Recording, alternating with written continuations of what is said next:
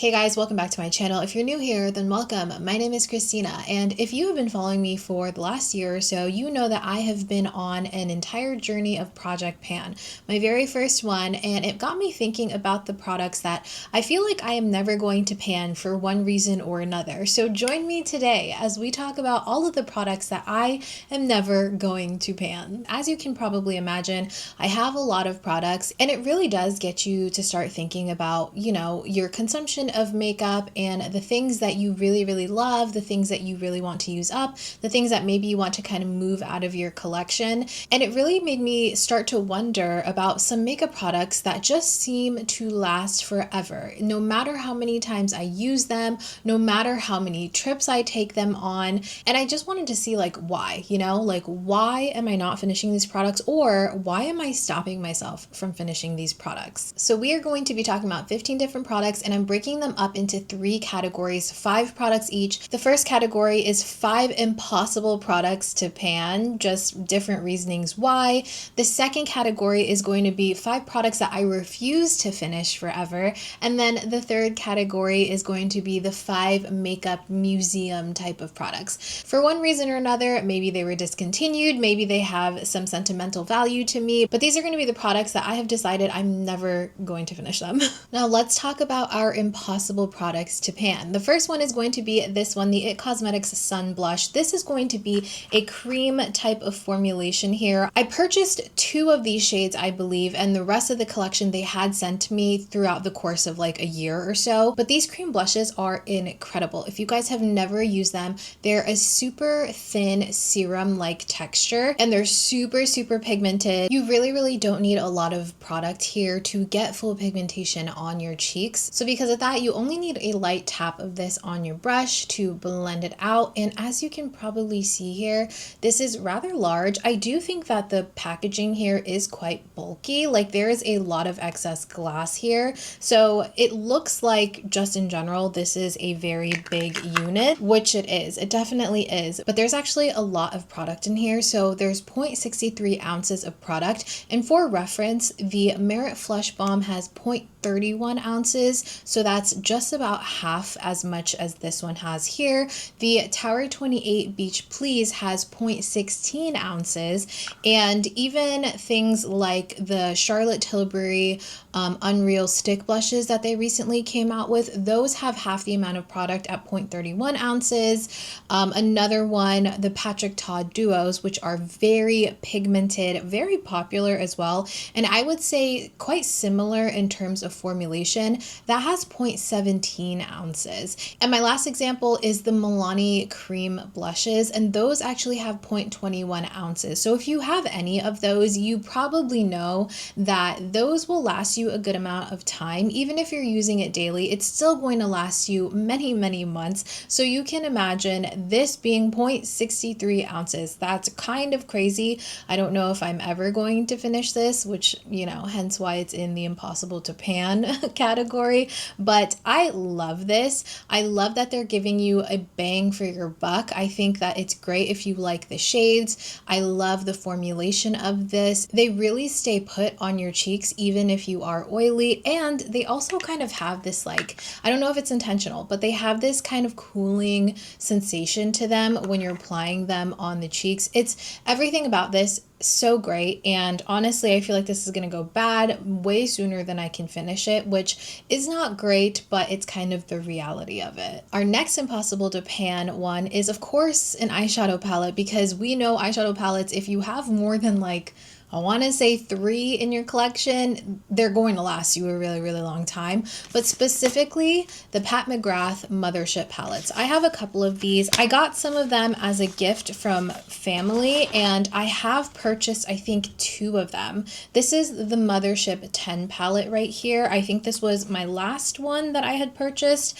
and I always go back and forth with buying these Mothership palettes, because one, they're very expensive, and 2, I already know that they're going to kind of sit in my collection. So the first reason why I kind of feel like this is impossible to pan is that they are so expensive. It's kind of intimidating to pan any of it, even though that makes the most sense. When you're buying makeup, you want to get as much use as you can out of it. And I was very bad about this for a long time. Whenever I would spend a lot of money on a product, I barely wanted to touch it. I'm definitely getting out of that habit and out of that mindset. I think more so now, my mindset is if I'm going to spend a lot of money out of it, I better get good use out of it. But eyeshadow palettes like the Mothership one, not necessarily difficult to pan because they're expensive in my mind anymore, but mainly because the shades, like the color stories, they're not as everyday for me, for what I like. I'm very much like pretty much neutral.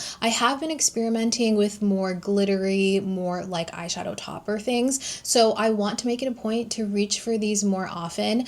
I love the Mothership palettes that I own. I have heard like rumors that they just aren't, the quality isn't as good as they used to be, but the ones that I have, I really love. So I want to make it a point to actually reach into these, not necessarily to pan them, but just to get use out of them, because I'm tired of just using them as decor essentially. It doesn't make sense. It just doesn't make sense to me. My second reason why this is impossible to pan is actually the eyeshadow pans themselves are larger than your standard single shadow. So these are 0.068 ounces each pan here, so they're really large. Just for reference, the MAC single eyeshadows, those are 0.05 ounces, so not that much less, but when we're thinking in terms of an eyeshadow powder, they do tend to last a really long time. Even a small difference like that is quite a bit of a difference. So they're just large in general. Also, I find that these are, they're not pressed hard where they're impossible to use, but they're pressed harder so they're not as powdery when you dip your brush in. So not a lot of waste. So you're keeping a lot of that powder in the eyeshadow, you know? So there are many reasons why, in my opinion, this is kind of impossible to pan. Like, of course, you have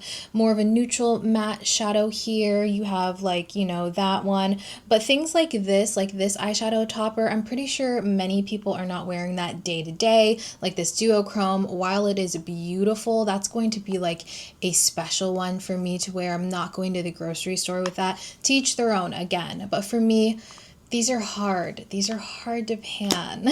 So I feel like I'm going to have these for a very long time. Next is kind of a category here, and they are Freckle Pens. I have a couple of here. I also own a few more, but Freckle Pens in general, they feel impossible to pan. So for a while, when faux freckles were kind of trending, I did pick up this one, the Beaubble and Rudy Berry Freckle Pen.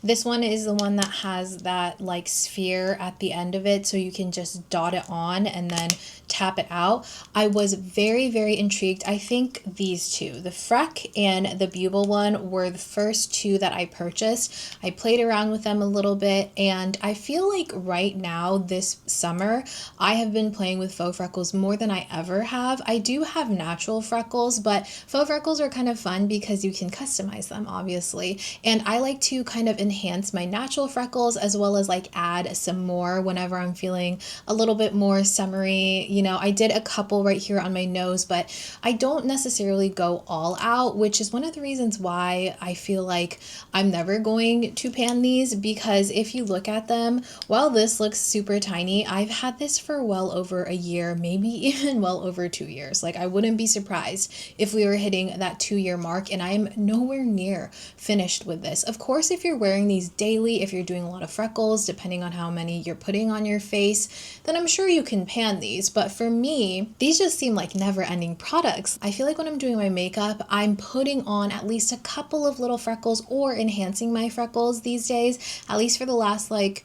maybe month and a half or so. I've been doing that consistently, and for the most part, brands are coming out with larger amounts of products. So for instance, this is my newest one. It's Marylia Scott's water resistant faux freckle, which, by the way, I don't think it's water resistant, because when I get oily, they all kind of just rub off on me. But beautiful product. I like how this one has like this skinny tip to it, and it kind of curves in, like it has this little hook on it, and it's a stiffer applicator, so it's not like a brush where if you push it on, then the brush can kind of splay apart and not like create a perfect freckle I guess. This one is a little bit more stiff, so I really enjoy this one. I really like the color of this one. All of these have different colors, so this one is more of a light reddish brown. This is, it says light dark, but I would say it's like, I don't know, a dark brown. And then this one is a little bit more closer to black. So they're all different colors. It kind of just depends on what I'm doing with my makeup that day or how intense or subtle I want them to be. But anyways, that's not the point. I just feel like tiny little amounts of this goes such a long way. You're not using this to like coat your entire face. So of course it's going to take a very long time. For me personally, I feel like, again, this may go bad way faster than I can finish it up. This one does say 24 months though, so 2 years, so maybe I'll be able to like get a lot of use out of it. I get a lot of use out of these anyways, but yeah, they are lasting forever. I think they are going to last forever. They're just fun. For me personally though, I really like it because again, I can use it to kind of enhance what I already have going on. Next, it's a setting powder, if you can believe it. So my Huda Beauty loose setting powder. So this is the old packaging. You guys probably know that recently they did change the packaging. I can't remember if they changed the formulation. I don't think that they did, but I believe that they are fragrance free, like they're fragrance free options now. And I would really, really love to get like the new packaging where the whole like mesh thing comes out, because they did change that part as well. But I'm just never going to finish this. Like, I am convinced that this is going to last me forever. I think I purchased this in 2022 maybe, or what was that? I think it was 2022 or around that time that I purchased this. This is going strong. Now, this is the banana bread shade, so it's a little bit more on the light yellow side, but for a while there, I was finding that it was a little bit too dark for my skin tone. So I had purchased the mini of the peach pie when this one released, because this is a newer shade within the range. Not that it's new anymore, because again, this is lasting me forever. Even the mini, as you can see here, like that's as much product that I have finished, and I have taken this on multiple trips. Last year, I believe I traveled out of state, I think like 10 out of 12 months of the year last year. I took this every single time, and you guys, there's just so much in here. Even though I bake my face with this and I like dust it on my face, I use it both ways. I don't know what's going on, but I am never going to finish this. And I have done pretty heavy baking with this as well. You definitely get your money's worth. So I'm not complaining about that. I'm not complaining that I have like old packaging or whatever. I feel like this is going to be a product that I will continue to purchase, but I don't know, who knows when I'm gonna finish this one up. And you guys know I do have quite oily skin, especially in the summertime. I really need the aid of powder. So I am getting lots and lots of use out of all of my powders, but a lot of use out of this one specifically. This feels very much like this is magic, because how is it still around? How do I still have this? How am I still using this? And for a while I was using just this powder as well as the Laura Mercier powder. Like I was kind of going between the two. Both of them I would argue last forever, because I have not finished either of those, but I decided to add this one because I swear I've had this for so long. Lastly, I think is kind of a funny one because it is currently in my project pan, I believe, but I think it's about time that I rotate it out, because I cannot for the life of me like not even finish this up, but like make any progress. It's the Haus Labs Fire Moon blush. It's the color fused blushes that they have. You guys know this is like one of my holy grail blushes. I absolutely love this blush, but I don't know. Ever since I purchased this, it has been one that I just reach for. It's one that I always know is going to look good. It's one that I feel like always looks really nice with whatever I'm doing makeup wise. It's very, very pigmented and lots of color payoff with just a light dusting of it. So really a little bit of this goes a very long way. And if you've ever used the Haus Labs blushes, you know that they are buttery, they're smooth. I mean, they are everything that I personally would want from a powder blush. And usually I am layering this with either a cream or a liquid blush, so it's more like a top off type of blush. So I guess if I was just using it alone, then I would definitely use way more of this. But even so, there have been times where I've just used this as like a bronzer or something, and I'll use a hefty amount of this and put it all over my face. But even then, I feel like it's not as much as like some other powder blushes that I need. But this one I feel like is pressed perfectly to where you get the right amount of product. But again, it is just a really pigmented blush. Whenever they did repackage this, they did make them smaller. And I know a lot of people were concerned about that. I mean, while they made it smaller, they also made it more expensive. So I don't know. I think that just has to do with inflation in and of itself. But I'm not complaining about the amount of product I have because I truly feel like this is going to last me forever. If you guys own this blush, have you hit pan on this? Like, how often do you use it in order to hit pan? Because this is perplexing for me. I don't know what's going on, but I love it. I'm not complaining that I'm going to have it forever, but yeah, I thought it was kind of funny and I definitely wanted to include it because I have been trying to do a number on this one, but it is just defeating me. Like, this one wins. I am waving my white flag here because I mean, this is going to last forever. Our next category is going to be 5 products that I refuse to finish forever. And if you are a regular viewer of mine, none of these are going to come as a surprise to you because I talk about them in any shape or form that I can. Like, I'll talk about them in empties videos. I'll talk about them when I'm referencing products that are better than other products, you know, just like the usual stuff. And the first one is going to be my go-to concealer. This is the Kulfi Main Match Concealer in the shade Mango Drop. First of all, this is the perfect shade for my complexion. It's slightly brightening on my skin, but it still matches enough for my undertone, so it looks very, very natural. It just looks like a brightening effect, and it really helps to cover up my dark circles. It helps to cover up any acne scarring. I can use this by itself without any other complexion product, but it layers perfectly with every single foundation, skin tint, what have you, that I've ever used it with. And the texture of it, it's very creamy, but I find that it's not too oily or too greasy, so it actually sets down. Now, I won't say it's self-setting. I think that maybe it claims that, but there's very, very, very little concealers out there that I actually find self-setting. Even so, I will do a light dusting of powder because, like I mentioned, I am quite oily and I do live in a humid climate, so powder is just kind of a necessity for me. But in saying that, this one, before you powder, it just looks like healthy skin. It doesn't look extremely oily. It doesn't look like I'm a grease ball or anything like that. It continues to hold on to the pigment as you blend it out. So it's not like the pigmentation just blurs into your skin and disappears, you know, which is one of the reasons why I feel like it's just so incredible.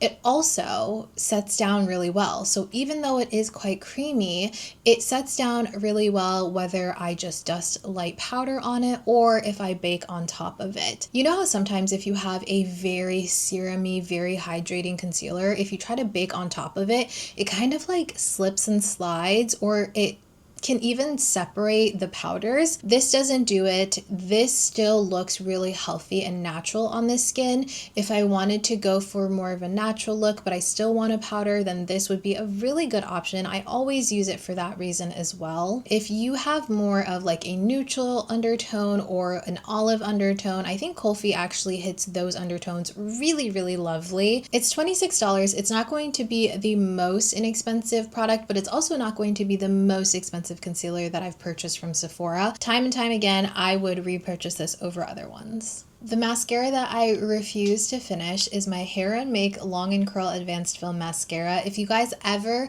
want to know what I'm wearing on my lashes, it's going to be a combination of another mascara and this one, or just this one. Like, I can almost guarantee that. This is my go-to mascara. When I found this, this was like endgame. I was done. I was like, okay, my search is over. I have found the perfect mascara for myself. It's so perfect that whenever my husband goes to Japan for work trips, I stock up. I'm like, buy me 10 of these. No, not really, but I will buy a couple of these. I will also ask him to purchase some so I can like give them to friends and family because it is that good. So if you have stubborn lashes that don't hold a curl, if you have lashes that droop whenever it's really hot and humid outside, if you're looking for length and definition, this is going to be the one. They also have, instead of the long and curl, I think it's volume and curl. I've tried that one, but I just personally really, really love the long and curl. I like the look of this one. This is going to keep my curl forever. It's going to hold any curl that I put into my lashes with an eyelash curler. And if I have a mascara that I want to wear and I find that it just droops automatically, this is going to keep it up. So what I do is I'll curl my lashes, do a layer of this one, and then let that completely dry before going over it with another mascara. Even if I'm using a waterproof or tubing mascara, those will more than likely start to droop, or like I will lose that curl. So this one will just give it that extra layer of protection. I also very often just wear this alone. For a long time, I was only wearing this one when I wasn't really trying any other mascaras. It layers on top of itself really well. It doesn't get clumpy. It stays very defined looking, and like I said, very long, which is what I typically really like. But I can also build up the volume if I focus it on the roots of my lashes and I leave it alone. Recently, I have seen that it does tend to smudge if it's really, really humid. If I'm out and about and I don't set my under eyes with enough powder, it can kind of like smudge down here. But for the most part, for like everyday wear, and I'm not like going out, or I'm not going to be wearing my makeup for a super long time, it does really well. And for the most part, if I layer this with something like the Kulfi mascara, which is a tubing mascara, it will not smudge at all, but it's going to keep all of those good characteristics that it usually has. For the brows, my Rare Beauty Flexible Brow Gel. Now, I'm pretty sure that this was supposed to be limited time, right? Like when it first came out, but then it became so popular that they just made it part of the permanent line. I'm pretty sure that's what happened, and I'm so glad that that was the case, because this is my absolute go-to brow gel for any day. And if I'm just feeling like I want my brows to look super good that day, this is going to be the brow gel that I reach for. So it's going to be more of a liquid wax texture, so it's a little bit more on the creamy thick side of things. It has this very small spoolie that I find really works through my more thick brows without dispensing too much product onto them as well. It holds my brows better than really anything else that I've tried. I have compared this one to the L'Oreal Lamination Brow Gel, which is personally probably the closest thing ingredient wise and formulation wise that I have found to this one, but still I feel like this one has slightly more hold than that one does. So it's just kind of like my foolproof brow gel. Because it is more of that liquid wax texture, it is more moldable and you can kind of adjust the brows. So what I like to do is actually comb this through my brows before anything else goes in them. I'll let it dry for a little bit, and then I will go in with a brow pencil to sort of shape and define the rest of my brows. And it doesn't disturb this. It doesn't get flaky. It doesn't like ball up or anything like that. It doesn't get clumpy. And if I find that I kind of lost some of that like shape, I can go in, even now, I can go in with a little bit more and add it on top, and it's not going to look super thick and waxy like I added more product into there because it's like completely dried down.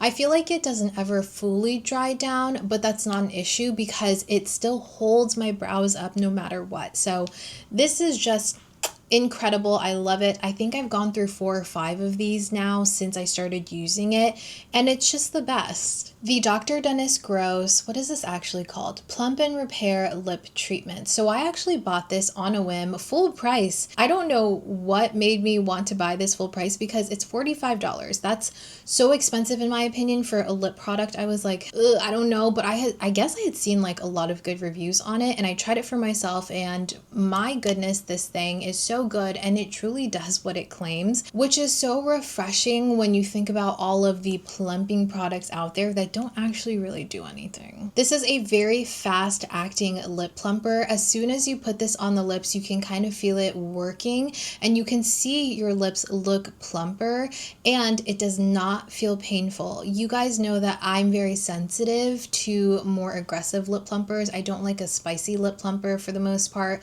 I like something a little minty, but I do find that the spicy ones just work better. This one is kind of more on the spicy side, but it's not uncomfortable. It's not painful. You can just feel it working. And I like how it kind of stimulates the lips and it makes them look flush. Like it brings out natural tint to my lips, which I love using as like a foundational color for my lip combos. And it'll stay like that for a couple of hours. Now, I wouldn't say that this keeps the lips looking plump forever. It is going to be a temporary look, but I feel like it does last longer than other products themselves. And I like that it's clear. You you can use this as an actual prep step, especially because it actually hydrates the lips. I don't know about you guys, but sometimes with lip plumpers, when I put them on the lips, they kind of make my lips feel more dry and a little bit like flaky. This one actually feels like a lip oil lip balm type of thing, even when you wipe it off. So whenever I sit down to do my makeup, I'll apply some of this, do my entire face of makeup, and then I'll wipe this off with a tissue before putting on my lip product, and it glides on perfectly because this actually feels like it preps the lips really well. They also have it as a mini, so if you wanted to test it out, you could purchase that one as well before like committing to the full size, but I have loved this. I feel like I'm just going to continue to love this forever. And lastly, for the products I refuse to pan, my Heroine make mascara remover. It's the Speedy mascara remover. This one with the mascara, these two, this combo are perfect. So this is what it says. It's a mascara remover, but it has this little comb with divots. So you essentially just comb it into your lashes at the end of the night, let it sit for a minute or two, and then I like to wipe it off with a cotton swab, and it gets rid of all of the mascara. If you've ever used this mascara or any Asian mascaras or waterproof mascaras, they are definitely more stubborn and they do require a lot of like TLC to remove them. And I don't like rubbing at my eyes or anything like that. So this is perfect. It's just kind of like a blend of different oils, I think, and it removes everything so gently, and it does leave a little bit of a residue if I try to kind of wash it off my face instead of using like a cotton pad or a cotton swab or something like that. So personally, I love to remove it with a cotton, and then I'll go in with like my cleansing oil, cleansing balm on the rest of my face, and then that's like my makeup removal done. It gets rid of every little piece of mascara on the lashes, which is perfect, and it also helps to maintain my lash health as well. Last category is kind of like my makeup museum products, the ones that I have decided I'm not going to finish them for one reason or another. And the first one is going to be my Diptyque La Papier perfume. This one I actually purchased in Japan when I had gone with my husband. He had gone for a work trip, and then I met him up there and we spent another like week or so or 2 weeks or so out there together. And it was our first overseas, like really long overseas trip together as a married couple. And I bought this kind of as my souvenir. Like I knew I wanted to visit the Diptyque store there because in Japan, a lot of like the more luxury products are much cheaper than they are here. So for me, this was kind of like my souvenir product, and that was a really special trip for us. I feel like it's also a little nostalgic because when I was younger, I actually lived in Japan. So where my husband had his work trip was actually where I grew up. I lived there for 3 or 4 years when I was younger until about like the 6th grade, and then we moved stateside because my dad was in the military. And being able to kind of relive all that and show him the places where me and my family used to frequent and the places we love to eat and stuff like that, like it was just so special. It kind of felt like my two worlds colliding, and it was so nice. And this will always remind me of that trip because when I bought it, I did start using it, and it's just so beautiful. It's such a clean fragrance, and I feel like it's one that I will never get tired of. Of course, I'm going to continue using this, but I don't think I'm ever going to get rid of this bottle. I don't know if I'll ever finish it because it's quite large. And if I do end up finishing it, then I may like purchase another one, but I'm always going to keep this one. It does have like the Japanese tags and stuff on here as well, but yes, this is going to be a forever product for me. Next is actually, this one really hurts me. So it's Amicole's lip treatment oils. First of all, these lip treatment oils are incredible. As soon as I had Excellence, I knew I had to keep it forever because it's just that good. I talked about this in my ranking all of my lip oil video that I did last summer as well, but this is probably one of the first treatment lip oils that I really fell in love with. I think it was one of the first lip oils that like really took the internet by storm, in my opinion, and it really lives up to the hype. Amicole just recently announced that they're closing, so I was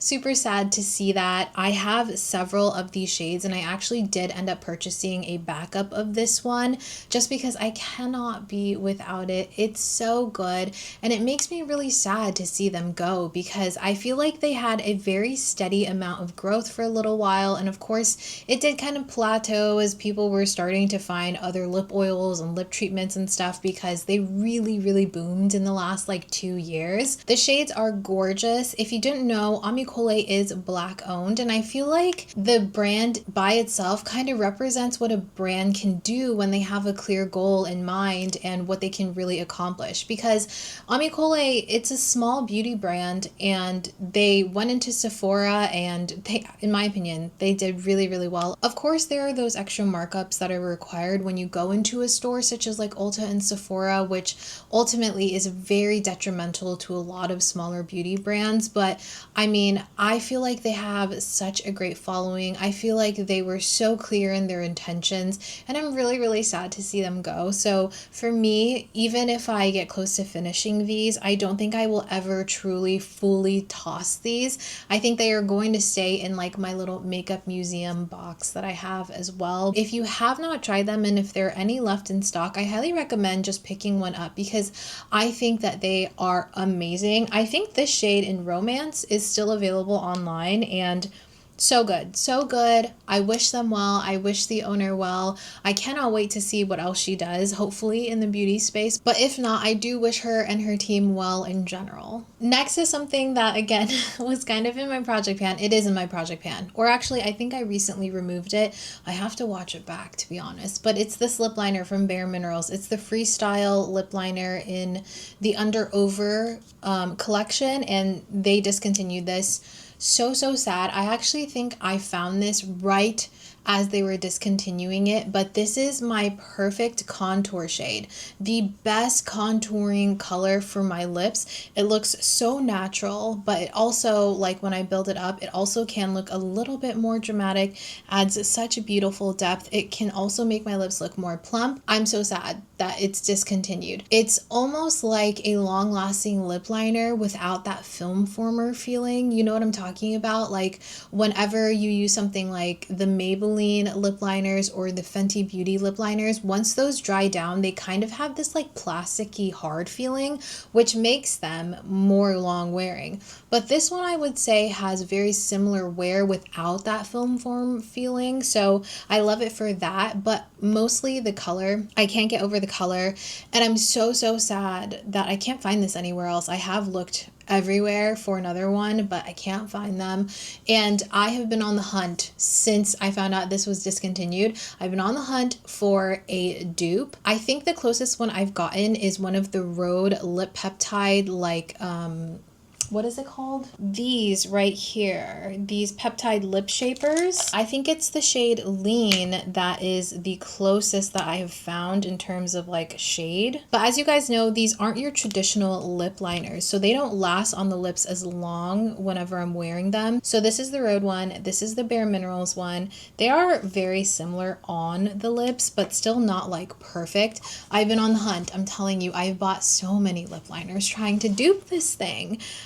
So until I'm able to dupe it, I'm not going to fully finish this, and I feel like I'm never going to find a perfect dupe, unfortunately. I'm gonna keep looking, but for me, this is never going to leave my collection until I find a replacement. Lastly are actually two products that have been discontinued for a very long time, actually. Marc Jacobs. Do you guys remember when Marc Jacobs had a makeup line?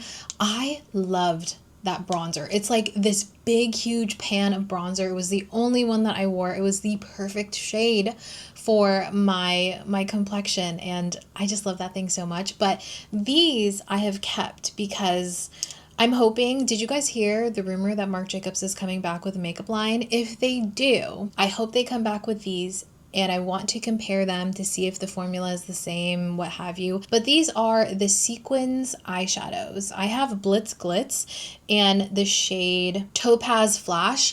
First of all, I love a cream eyeshadow. I think that these were some of my first eyeshadows that were a cream to powder type of formula, where it's like kind of a topper and you can apply them with your fingertips. They really blew me out of the water. They're kind of like one of the first ones that I was like, man, I really like this type of eyeshadow. And also these have so much pigmentation and they have lots and lots of depth in them because they have like those multi-chrome sparkles. I just thought that these were like, whoa, that is giving high end. Back in the day, I was like, there's nothing like this. I'm sure there was something like them, but they were like my first introduction. I think that the Make Beauty Chrome eyeshadows may be similar to these. The Hourglass toppers are similar, but they're not as pigmented because these definitely have more of a colored base to them. And I think also the reason why these really stand out to me is because they were my first like quote unquote luxury makeup purchases. Marc Jacobs itself, I don't know, I was really drawn to Marc Jacobs makeup and I was like, ooh, this is like a little treat. I still remember taking my paychecks from my part-time job at a yogurt shop and just treating myself to like one of these, you know what I mean? Like it was so special to me. And I think again, it's just like a nostalgia thing. And I'm just waiting. I'm waiting to see if they come back. And I'm also waiting to see if they come back with these because I would love that. Oh, they would do so well in this market, in my opinion, I think. And lastly, you guys, I could not talk about my makeup museum products without talking about this highlighter. This is the Anastasia Amrezy highlighter. As you know, this was in collaboration with Amrezy. It was, oh my gosh, like even looking at it in the viewfinder, I'm like, I don't know why. This makes me so giddy. Like the press on this, so luxe, so cool. You know what I mean? And then this like cool champagne gold shade. Oh my gosh, the perfect highlight shade for my skin tone. But I feel like it was so universal, or at least we were making it universal because everyone loved this highlighter and I cannot give it up. Mine looks pretty pristine for the amount of times that I use this. Like I went in on this. I used it as an eyeshadow, as a highlight on my brow bone. I used it as a highlight on like my chin, my nose, my cheeks, literally everywhere. I really felt like this gave me the effect that I was looking for, and I always felt really pretty when I was wearing this. It gave you that metallic sheen that you wanted, but you could also go in and just like do a light dusting of this, you know, just to get like that very like, oh my gosh, look at that. So beautiful. Now, I'm sure there are tons and tons of dupes now out there, or like a lot of highlights that are the exact same color. But I think that in the time that this came out, with the effect that it had on the beauty community, how viral of a product it was. And back then I feel like viral really meant viral. Like everybody was talking about this for so long, and it was kind of like, oh, are you wearing the Amrezy highlight? Oh my god, yeah girl. Like it was kind of a camaraderie type of thing where it kind of solidified my love for makeup and my love for the makeup community. And I felt like it was an actual cult favorite. I still love this. It brings back so many good memories for me. And I can't get rid of this. I just cannot. This is gonna stay in my collection forever. This is my original one too. I never like finished this up. Like this was the very first one. I remember being so excited for this. But yeah, such a good highlight. And even though there are dupes out there, like having the original is just so special to me. So those are going to be all of the products that I am never going to pan, either against my will or because I refuse to pan them. I thought that this would be a fun change or concept to my usual videos. I hope that you guys just enjoyed hanging out with me. And if you are actually interested in seeing what I have emptied and panned and products that I'm done with and you want to know my thoughts on, my next video is actually going to be my empties video containing all of the products that I finished in the last 4 or 5 months or so, like throughout the summer and then some. So stay tuned if you guys want to see more of my empties, and I hope you guys enjoyed this. If you did, I'm gonna leave a video right here that YouTube actually is going to recommend to you guys. And until next time, you guys, take care of yourselves, and I will see you very soon. Bye.